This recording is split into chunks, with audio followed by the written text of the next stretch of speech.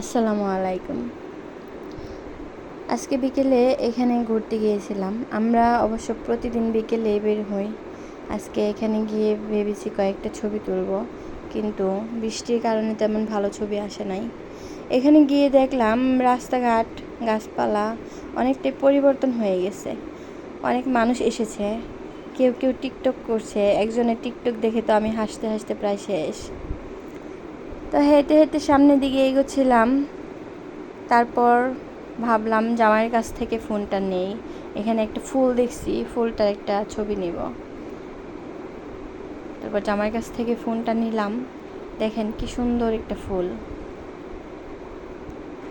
ফুল সুন্দর হলে কি হবে, এখানে একটা খারাপ দিক হচ্ছে এই ড্রেনটার জন্য ওই চেয়ারটায় কখনো বসে আরাম পাওয়া যায় না, অনেক দুর্গন্ধ আসে।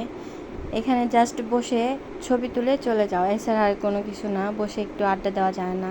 আমি একটু হাঁটলাম, তারপর আমরা ক্যাম্পের এই দিকে আসলাম। জামাই বলতেছে হাই দাও, হাই দিলাম। হাই দিয়ে আমরা এখন চলে যাচ্ছি এই চায়ের দোকানে। এখানে প্রায়ই চা খাওয়া হয়।